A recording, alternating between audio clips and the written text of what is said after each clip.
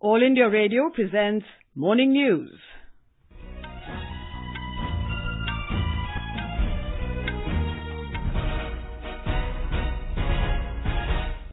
Good morning, I'm Gudmala Kapoor. The headlines. Prime Minister Narendra Modi on a day-long visit to Saudi Arabia says defense, security, trade and culture are important areas of bilateral cooperation. School Education Board examinations for Class 10 begin in Kashmir Division this morning. Octagenarians and persons with disabilities to be able to cast votes through postal ballot. No bus fare for Delhi women from today. British Parliament again rejects Prime Minister Boris Johnson's bid for general election in December. And A shuttlers Saina Nehwal and Lakshya Sen to lead Indian challenge at the Saarlouis Open in Germany.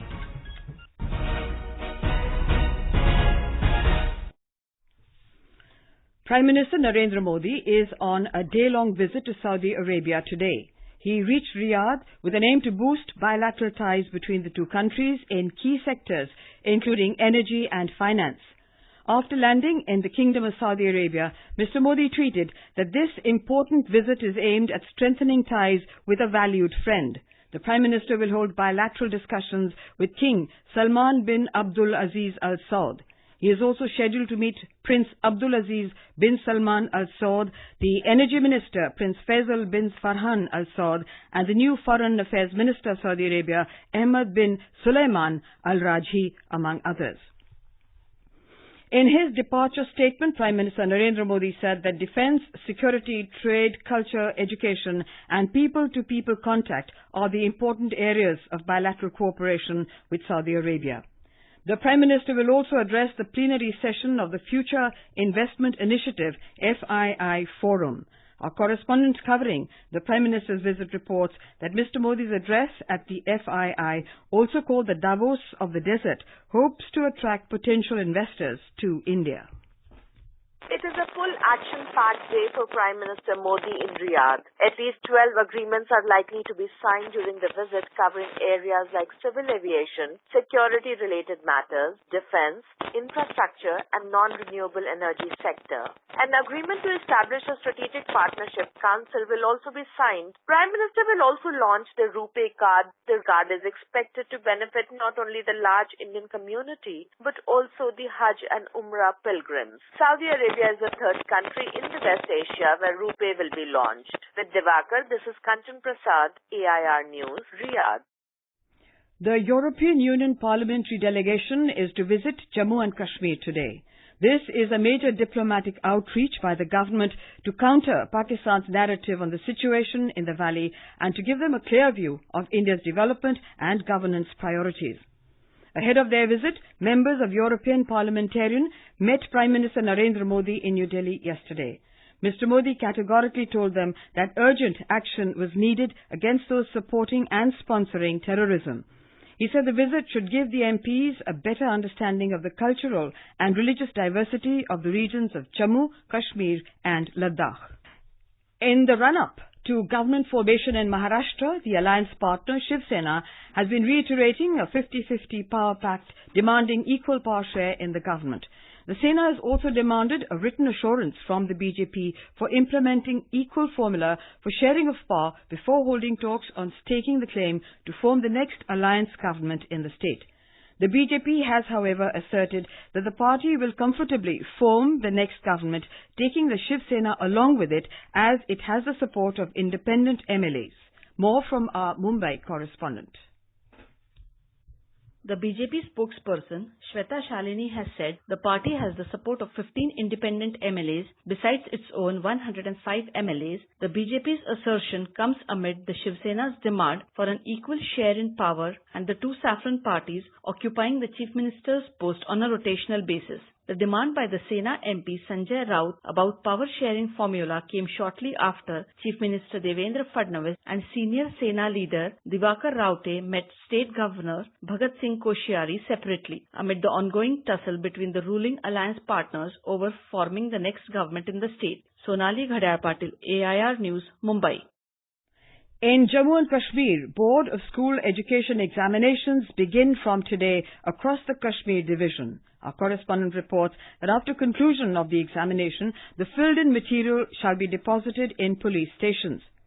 Deputy commissioners of all districts in the Kashmir Valley have established control rooms headed by additional deputy commissioners and manned by the respective chief education officer, the assistant secretary of the board, and a police officer. More from our correspondent. All arrangements have been made for the smooth conduct of 10th class annual board examinations. Besides deploying checking squads for surprise check at examination centers, all arrangements have been put in place related to heating, drinking water, electricity, transportation and other basic amenities to the candidates at every examination center. Pertinently, out of a total 1,60,000 students appearing in upcoming board examinations of 10th, 11th and 12th classes at over 1,500 centers, 65,000 candidates are appearing at 413 centers for 10th class examinations. The 12th class examinations are scheduled from tomorrow. Tariq Rathar, AIR News, Srinagar. People over 80 years of age and persons with disabilities will now be able to cast their votes through postal ballot. The decision has been taken by the Election Commission to ensure ease of voting to all such categories of electors. Here is a desk report. The Ministry of Law and Justice amended the Conduct of Election Rules 1961 on the recommendation of the Election Commission. As per the amended rule, the person has to make an application in a new Form 12D, which will reach the returning officer within 5 days of issuing of election notification. After the receipt of such application, the elector will be issued a postal ballot paper, which will be deposited in the specified center after recording of vote. Tripti Srivastav, News Desk. For quick news updates, visit our News on AIR app and follow us on Twitter at AIR News Alerts. You can also visit our website www.newsonair.com. 31 अक्टूबर राष्ट्रीय एकता दिवस यानी कि सरदार पटेल की जन्म जयंती के दिन हमारे प्रधानमंत्री Narendra Modi ji statue of unity Kevadia से देंगे सरदार पटेल को श्रद्धांजलि और देश भर के 700 से ज्यादा जिलों से लाखों लोग जुड़ेंगे साथ लेकर एक लक्ष्य, एक भारत श्रेष्ठ भारत। दिल्ली के मेजर ध्यानचंद नेशनल स्टेडियम से गृह मंत्री अमित शाह करेंगे flag off. Run for unity, दौड़ेगा इंडिया लक्ष्य की ओर। एक भारत श्रेष्ठ Bharat. Women in Delhi will not have to pay bus fare from today. As per the plan, conductors will distribute pink tickets with a face value of 10 rupees each to women passengers for free travel. The government will then reimburse the transporters based on the numbers of such tickets issued. In another decision by the Delhi government, deployment of marshals has now been extended to the rest of the DTC buses and cluster buses to ensure safety of the public, especially of women. 3,400 bus marshals are already working and their strength will go up to 13,000 with deployment of the new marshals. The scheme was rolled out in June this year to curb incidents of violence and eve-teasing against women in the city. The Indian Railways have assured that vacancies earmarked for Divyangan will be filled by the candidates belonging to the same category. The railway said qualified persons or benchmark disability candidates would be appointed as per their merit in their respective railway zones, and any unfilled vacancies would not be filled by non-persons with benchmark disabilities candidates. It further clarified that in certain circumstances where the vacancies of persons with benchmark disabilities are not filled up, the same is carried forward to the next recruitment notification. The railways issued the statement after Divyangjan protested in New Delhi against the alleged irregularities in the filling up of posts. The Pakistan government will issue tourist visas to non-Indian Sikhs visiting the Kartarpur corridor and other gurdwaras in the country during the 550th birth anniversary celebrations of Guru Nanak Dev.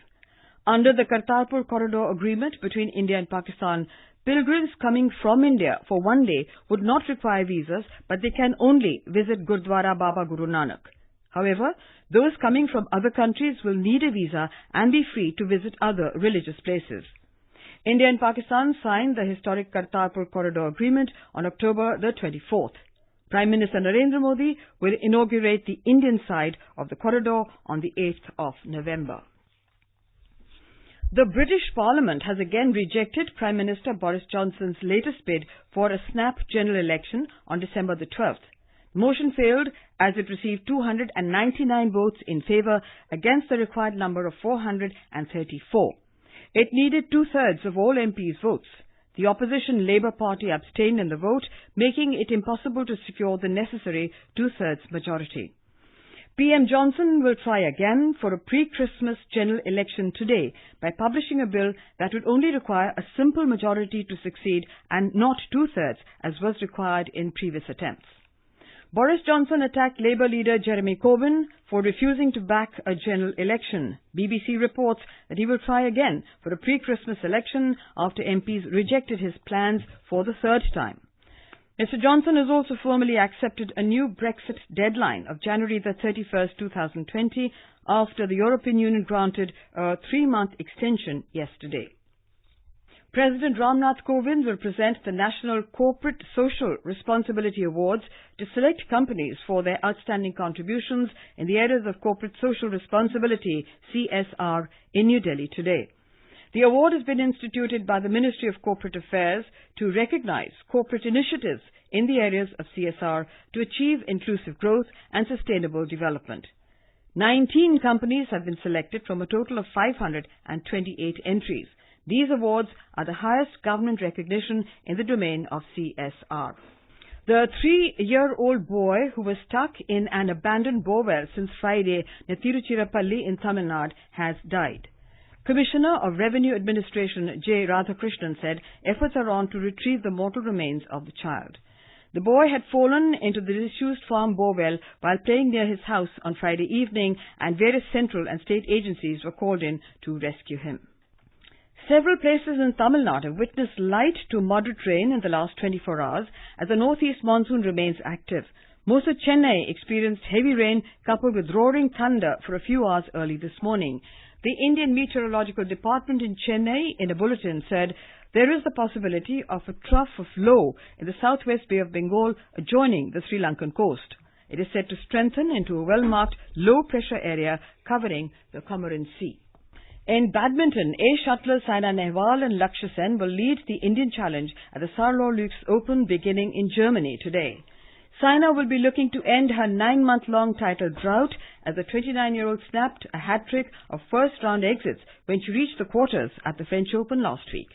In the men's singles, Lakshya will look to grab his third title of the season after having claimed crowns at the Belgian International and the Dutch Open.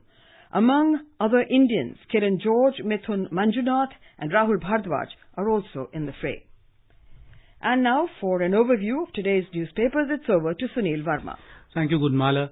European Union parliamentarians meeting Prime Minister Narendra Modi in New Delhi yesterday, and their tour of Jammu and Kashmir today is covered extensively by the press.